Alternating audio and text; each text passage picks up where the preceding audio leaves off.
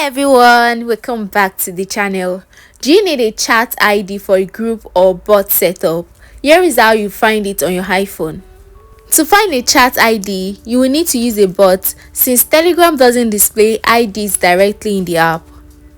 Head over to the app and search for the bot user info bot at user info bot and start a chat with it.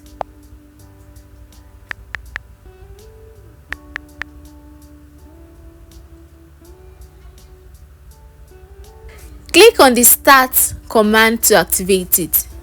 Now you have your ID, your name, and your language stated out for you. You can also add the bot to the group chat you need the ID for. Then type Get Group ID in the group chat.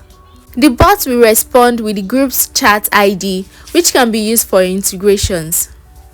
And there you go guys, you now have the chat ID you need for your Telegram group or bot setup.